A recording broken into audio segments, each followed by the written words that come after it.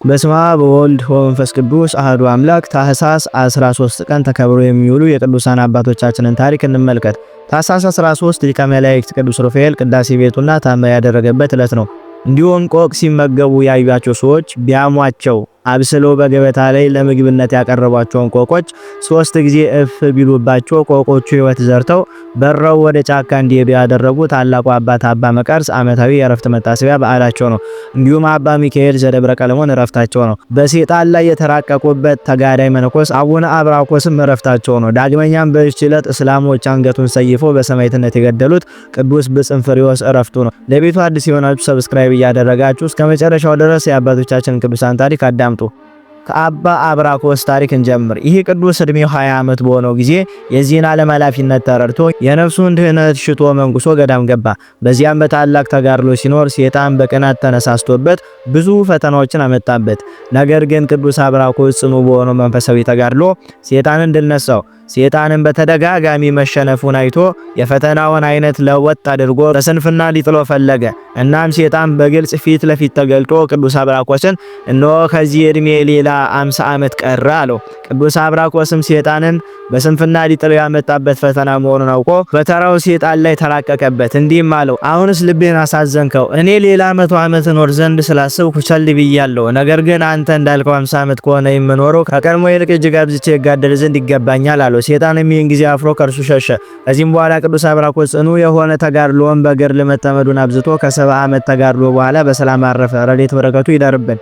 እንዲሁም ወደ ታላቁ አባት አባ መቃርስ ታሪክ እንለፍ። ይሄኛው መቃርስ ዕረፍቱ መጋቢት 27 ከሚውለው ከታላቁ መቃርስ ይለያል። በመቃርስ ስም የሚጠሩ ከ8 በላይ ሌሎች ቅዱሳን አሉ። ታኅሳስ 13 ቀን የዕርገቱ በዓል የሆነው መቃርስ ግን ቆቅ ይመገብ የነበረው መቃርስ ነው። እርሱም በልጅነቱ የቤተ ክርስቲያንን ትምህርት እየተማረ አደገ። የዓለምን ከንቱነት ተመልክቶ ዳግመኛ የአጣንን የጻድቃንን ዋጋቸውን አይቶ ወደ ገዳም ገብቶ መነኮሰ። ከመነኮሰም በኋላ የ10 ቀን መንገድ ተጉዞ ኩዕንትና ቆቆች ውሃም ካለበት ተራራ ላይ ደረሰ። እንዲህም አለ፣ ለመግቤ ኩዕንትን ወደ መልቀም ብሰማራ የስግደትና የጸሎት ስራዬ ይቋረጣል። በዚህም ተራራ ብቸኛ ነኝና ሰብስቦ የሚያገባልኝ የለም። ስጋ አትብላ ያለውስ የባልንጀራችንን ስጋ በሐሜት የምንበላውን አይደለምን? ሌላ ምግብ እንደሌለኝ ፈጣሪ ያውቃል ብሎ ከዚያች ዕለት ወዲህ ለምግቡ ቆቅ የሚያጠምድ ሆነ። በእግዚአብሔር ፈቃድ በየቀኑ አንዳንድ ቆቅ የሚያዙለት ሆነ። በየቀኑም አንዳንድ ቆቅ እየተመገበ ውሃ እየጠጣ ፈጣሪውን እያመሰገነ በታላቅ ተጋድሎ ሆኖ የሰውን ፊት ሳያይ ከማንም ጋር ሳይነጋገር ብዙ ዘመን ኖረ። ከቁስጥንጥንያ ከተማ የመጣ አንድ መነኩሴ ዋሻ ሲፈልግ አባ መቃርስ ደግሞ ቆቅ ሲያጠምድ አየውና ለሐሜት ቸኩሎ ወደ ቁስጥንጥንያ ተመልሶ ሄዶ ሊቀ ጳጳሳቱን ቆቅ እያጠመደ ስጋ የሚበላ መነኩሴ አገኘው። እርሱ በሕዝቡ ዘንድ ሊያስነቅፈን ነው ብሎ ነገረው። ሊቀ ጳጳሳቱም ከአንድ ሌላ መነኩሴ ጋር ድጋሚ እንዲያረጋግጡ ላካቸው። እነርሱም ገና ከባቱ ሳይደርሱ አባ መቃርስ ቆቅ ሊያጠምድ ሄደና ያለ ወትሮ በአንዲት ወጥመድ 3 ቆቆች ተያዙለት። ሌላ ጊዜ በቀን አንድ ብቻ ነበር የሚያዝለት። ዛሬ ግን እግዚአብሔር ለሚመጡ እንግዶች ጭምር ሲያዘጋጅላቸው ነው። ያለ ወትሮ ዛሬ 3 ሆነ የተያዙለት። አባ መቃርስ መነኮሳቱን ሲያያቸው 2 ተጨማሪ ሆነ የተያዙለት ቆቆቹ የእንግዶቹ መሆናቸውን አውቆ ጌታችንን አመሰገነው። እነርሱ ግን ማዕድ ሰርቶ እስካቀረበላቸው ድረስ በመቃርስ ላይ ይጠቋቆሙበት ነበረ። አባ መቃርስም ምግብን አዘጋጅቶ ሲጨርስ የራሱን ድርሻ አንዷን ቆቅ አንስቶ 2ቱን ለእንግዶቹ አቀረበላቸው። እርሱም በልቶ ጨርሶ ቀና ሲል እንግዶቹ መነኮሳት እንዳልበሉ ተመለከተና አባቶቼ ለምን አልበላችሁም አላቸው። እኛ መነኮሳት ስለሆንን ስጋ አንበላም ትህርምትም አለን አሉት። አባ መቃርስም እሺ ተወት አላቸውና እነዚያን አብስሎ በገበታ ላይ ለምግብነት ያቀረባቸውን 2ቱን ቆቆች 3 ጊዜ በስትንፋሱ እፍ ቢልባቸው ሕይወት ዘርተው በረሩ፣ ወደ ጫካም ሄዱ። እነዚያ መነኮሳትም እጅግ ደንግጠው ማረን ይቅር በለን ቅዱሱ የእግዚአብሔር ሰው በከንቱ አንተንሃል ብለው እግሩ ስር ሲወርቁ እግዚአብሔር የሁላችንንም በደል ይቅር ይበለን አላቸው። 2ቱ መነኮሳትም ወደ ቁስጥንጥንያ ተመልሰው ለሊቀ ጳጳሳቱና ለሕዝቡ ያዩትን ነገር መሰከሩ። ሊቀ ጳጳሳቱም እጅግ ተደንቆ ወደ ንጉሱ ደብዳቤ ጽፎ በምድራችን ጻድቅ ሰው ተገኝቷልና አንተምና ሄደን በረከቱን እንቀበል ብሎ መልእክት ላከበት። ንጉሱም እሺ ብሎ ከሰራዊቱ ጋር ተነስቶ ከካህናቱ ጋር ወደ አባ መቃርስ ሄደ። ወደ ገዳሙ በቀረቡ ጊዜ አባ መቃርስን ወደ ብሔረ ሕያዋን ያደርሰው ዘንድ መልአክ አንስቶ በክንፎቹ ተሸክሞት ሲያርግ አዩት። እነርሱም የእግዚአብሔር ቅዱስ ሆይ ባርከን፣ የምንድንበትን አንዲት ቃል ንገረን አሉት። ከሐሜትና ከነገር ስራ አንደበታችሁ ይከልከል። ካህን ብዙ ባይማር ትዕቢት መታጀር ባልመጣበት ነበረ።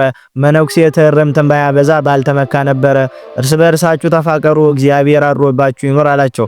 ይህንንም ከተናገራቸው ከባረካቸው በኋላ ከዓይናቸው ተሰወረ። ይህም ዕርገቱ ታኅሳስ 13 ቀን የተፈጸመ ነው። የአባ መቃርስ ረድኤት በረከቱ ይደርብን አሜን። እንዲሁም አባ በጽንፈሪዎስ ዛሬ በሰማዕትነት ያረፈበት ዕለቱ ነው። ይህ ቅዱስ አባት ዓለምን ንቆ በመንኮስ በታላቅ ተጋድሎ ይኖር ነበር።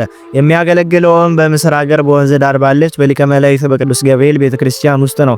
ስለ ቀናች ተዋህዶ ሃይማኖቱም ከእስላሞች መሳፍንት ጋር ተከራከረ። የጌታችን የመድኃኒታችን የኢየሱስ ክርስቶስ አምላክነቱን ገለጠላቸው። እስላሞችን ባፈሩ ጊዜ በእርሱ ላይ ተቆጡ። ከዚህም በኋላ እስላሞች አባ በጽንፈሪዎስን ይዘው በእጅጉ አሰቃዩት። በመጨረሻም ራሱን በሰይፍ ቆረጡትና የሰማዕትነት አክሊልን በመንግስተ ሰማያት ተቀበለ። ረድኤት በረከቱ በሁላችን ላይ ይደርብን፣ አሜን። እንዲሁም ዳግመኛ በዚች ዕለት ፈታ የማይጸል ሊቀ መላእክት ቅዱስ ሚካኤል ቅዳሴ ቤቱና ታምርን ያደረገበት ዕለት ነው። ንጉሥ ቴዎዶሲዮስ ከሞተ በኋላ የንጉሥ አርቃዲዮስ ታላቅ ወንድም የመጀመሪያው ልጅ አኖሪዮስ በቁስጥንጥንያ ነገሰ። ቀድሞ ለተወደዱ ሁለቱ ወንድሞች ለቴዎዶሲዮስና ናዲዮናሲዮስ ማረፊያቸው በነበረች ኋላም ሊቀ መላእክት ቅዱስ ሩፋኤል በቅድስት ስዕሉ ላይ አድሮ ታላቅ ታምራቱን በገለጸባት ስፍራ ከእግዚአብሔር በተሰጠችው ለሰው ፈጥና በምትደርስ አማላጅነቱ በከበረ በሊቀ መላእክት ቅዱስ ሩፋኤል ስም አባቱ የጀመረውን የቤተክርስቲያን ሕንጻ ይፈጽም ዘንድ አሰበ። ይህም ንጉሥ አኖሪዮስ የታላቁ መልአክ የቅዱስ ሩፋኤል አምላክ የእግዚአብሔርን ቤት በሊቀ መላእክት ቅዱስ ሩፋኤል ስም ይሰራ ዘንድ ጀመረ። እግዚአብሔር በነቢዩ ኢሳይያስ አድሮ ለሚገዙልኝ ስሜን ለሚወዱ ለሚያገለግሉኝም ሁሉ በቤተ መቅደሴ በቅጽሬ የማያልፍ ዘላለማዊ ስምን እሰጣችኋለሁ፣ ለዘላለም በቤቱ ውስጥ አከብራችኋለሁ ብሏልና። ይህችን ቅድስት ቤተክርስቲያን ያንጽ ዘንድ በጀመረ ጊዜ ገና መቆፈር ሲጀምሩ ወርቅ የመሉ ጋኖችን አገኙ። ጻድቁ ንጉሥ አኖሪዮስም መሬቱን በሰፊው ይቆፍሩ ዘንድ እንደገና አዘዛቸው። ለሥራ የተዘጋጁ አሽከሮቹም እንዳዘዛቸው መሰረቱን አስፍቶ ሲቆፈሩ በቀደሙ አበው ዘመን የተቀበረ እያንዳንዱ 15 ሚዛን የሚመዝን 84 የወርቅ ጥምዝ አገኙ። ቆፋሪዎቹም ይህንን ባገኙ ጊዜ የሆነውን ሁሉ ያውቅ ዘንድ የሚነግሩት መልእክተኞችን ወደ ንጉሥ አኖሪዮስ ላኩ። ንጉሥ አኖሪዮስም ሰምቶ በታላቅ ደስታ ከሰራዊቱ ጋር ወደ ቁፋሮ ስፍራ ሄደ። የወርቁን ክምችት ባየ ጊዜም ለዘላለሙ ክብር ምስጋና ይግባውና የእግዚአብሔር ፈቃድ እንደሆነ አስተዋለ። ቅዱስ ስሙ የሚመሰገንበት ቤቱን ያንጽ ዘንድ በሊቀ መላእክት ቅዱስ ሩፋኤል አማላጅነት የመረጠው ልዑል እግዚአብሔርንም ፈጽሞ አመሰገነ። ስለዚህም በንጉሱና በሰራዊቱ ሁሉ በሕዝቡም ዘንድ እጅግ ታላቅ ደስታ ሆነ። ያን ጊዜም ንጉሥ አኖሪዮስ ወርቁን በእሳት ያጠሩት ዘንድ አዘዘ። አባቱ ዲዮናሲዮስ ቀድሞ በማረፊያቸው አኖሮት በነበረው ስዕል አይነት ታላቅ ስዕልን በሰዓሊ አሳለ። ያሳለውን የሊቀ መላእክት ቅዱስ ሩፋኤል ታላቅ ስዕልን በተገኘው ወርቅ ያክንትና ጳዚዮን ውርዋሪ የተሰኙ የከበሩ የአልማዝ ድንጋዮችንም ጨምሮ ዙሪያውን አስጌጠው። ይህም የሊቀ መላእክት ቅዱስ ሩፋኤል ስዕል የቤተ ክርስቲያኑ ሕንጻ ስራ እስኪፈጸም ድረስ በተለየ ንጹህ ስፍራ አኖረው። እጅግ በጸና ፍቅርና ሰላምም የቤተ ክርስቲያኗ ስራ እንዲህ ተጀመረ። እግዚአብሔርን የሚፈራ ይህ ድንቅ ንጉሥ አኖሪዮስ ከጠቢባኑ ጋር እየተመከረ ከጠራቢዎች ጋር እየጠረበ ከሚቆፍሩ ጋር እየቆፈረ አብሯቸው በእጁ ይሰራ ነበረ።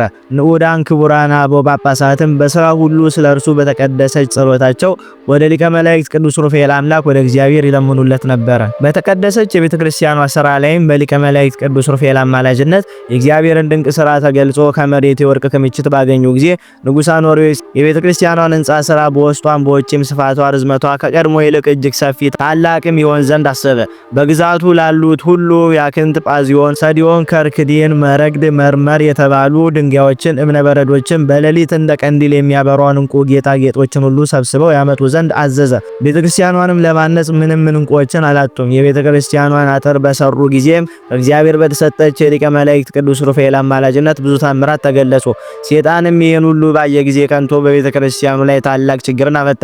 አሕዛብ እንዲነሱም አደረገ። ነገር ግን ሊቀ መላእክት ቅዱስ ሩፋኤል ወደ ተቀደሰችው የቤተክርስቲያኗ ሕንጻ ስፍራ ይገቡ ዘንድ አሕዛቡን ዝም አላለም። በሕንጻዋም ላይ ቢሆን በሰራዊቱም ላይ ቢሆን ጻድቅ የዋህ በሆነ በንጉሥ አኖሪዮስ ሕዝብ ላይም ቢሆን ምንም ክፉ ነገር ሳያደርሱ መለሳቸው እንጂ። ስለዚህም ነገር የቁስጥንጥንያው ሊቀ ጳጳሳት ቅዱስ ዮሐንስ አፈወርቅ ጻድቅ አኖሪዮስ ሆይ ነቢይ ዳዊት እግዚአብሔር ቸር እንደሆነ መርመራችሁ እወቁ፣ በእርሱ የታመነ ንዑድ ክቡር ነው፣ እግዚአብሔርን የሚፈሩትንም መልአክ እግዚአብሔር በአማላጅነቱ ያድናቸዋል ይላልና።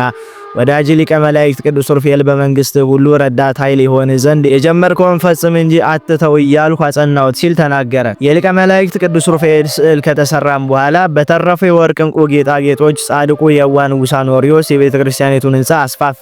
በሊቀ መላእክት ቅዱስ ሩፋኤል ስም የሰራት ይህች ቤተ ክርስቲያን አሰራርም በበላተኛ ክንድ ልክ ስፋቷን 80 ክንድ ውርዷን 60 ክንድ አደረገ። ውስጧን በተቀረጸ የእንጨት ጌጥ ሸለማት። በቅኔ ማይሌቱ አንጻር ያለውን የቅኔ ማይሌት ቁመት 50 ክንድ አደረገ። ውስጡንም በዥንጉርጉር ቀለም አሳመረው። ጠፈሯንም በተሸረበ ገመድ ታጣ። ረጅም ምሰሶዎችንም አንዱን በግራ አንዱን በቀኝ ተከለ። ለገናናው ቅዱስ ሩፋኤል ቤተክርስቲያን ይህን ካደረገ በኋላ ሕንጻዋ አምሮ ተፈጸመ።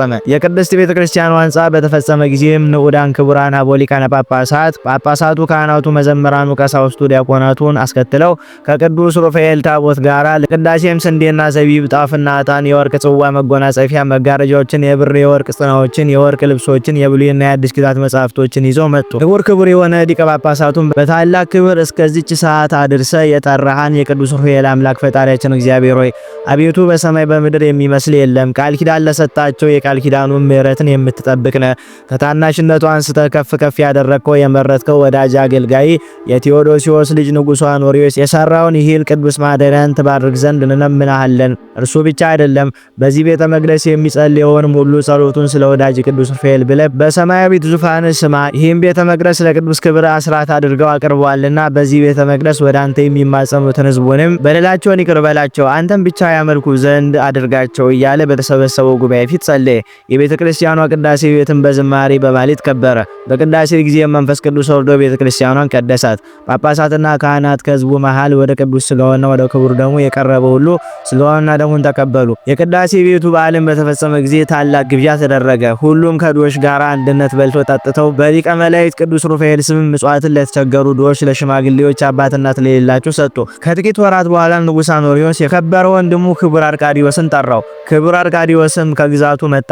ወደ ቤተ ክርስቲያንም ገብቶ ዘወትር አዲስ መልካምም እንደሆነች አስተዋለ። በውስጧም እየሰገደ ጸለየ። በወንድሙ ጻድቅ ንጉሥ አኖሪዎስ እጅ ተሰርቶ ስላየውም ሁሉ የሊቀ መላእክት ቅዱስ ሩፋኤል አምላክ ልዑል እግዚአብሔርን አመሰገነ። ጻድቅ ንጉሥ አኖሪዎስ ግን በዚህ ቤተ ክርስቲያን ውስጥ የከበረ ወንድሙ አርቃዲዮስ በእርሱ ፈንታ ይነግስ ዘንድ ዘውዱን ልብሱን አወለቀ፣ መንግስቱንም አሳልፎ ሰጠው።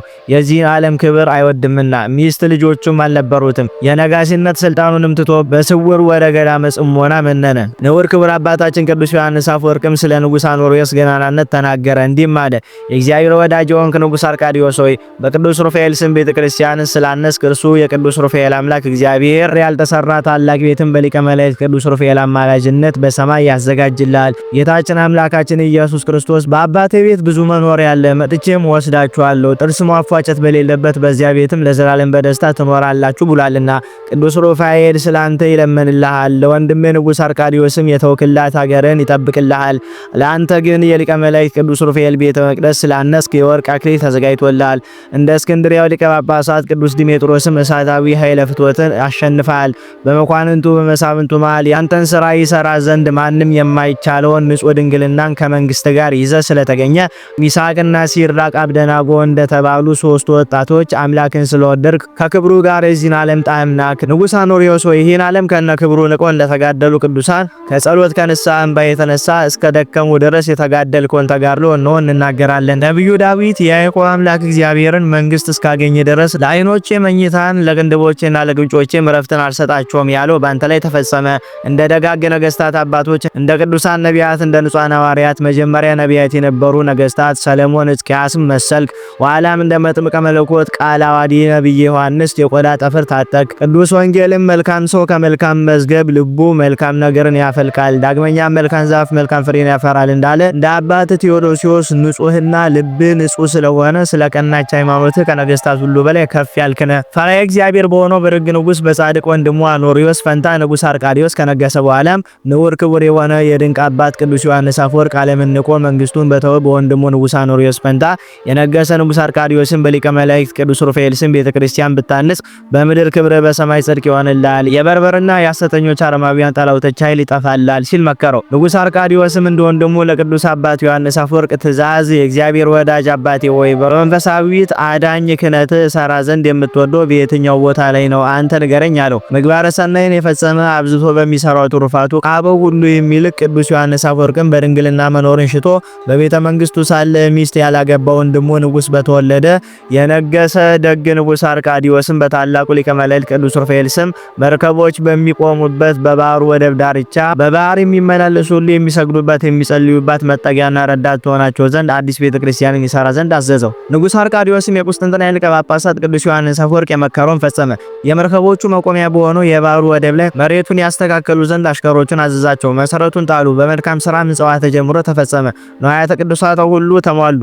በሌሎች ግዛቶች ሁሉ በሊቀ መላእክት ቅዱስ ሩፋኤል ስም ብዙ ቅዱሳት ቤተክርስቲያናት አነጸ። በቁስጥንጥንያ በሮምም በቅዱስ ሩፋኤል ስም የተሰራች ቤተክርስቲያን እየበዛች ሄደች። ይልቁንም በኢትዮጵያ በየአውራጃዎች ሁሉ በሊቀ መላእክት ቅዱስ ሩፋኤል የታነጹ ብዙ ቤተክርስቲያናት አሉ። የቅዱስ ሩፋኤል ጸሎቱና በረከቱ ከሁላችን ጋር ይኖር ዛሬም ዘወትርም ለዘላለሙ አሜን። ታኅሳስ 13 ቀን ተከብሮ ከሚውሉ ቅዱሳን ስማቸውን ከጠራናቸው ካልጠራናቸው ረድኤት በረከትን ያድለን ይቆያል።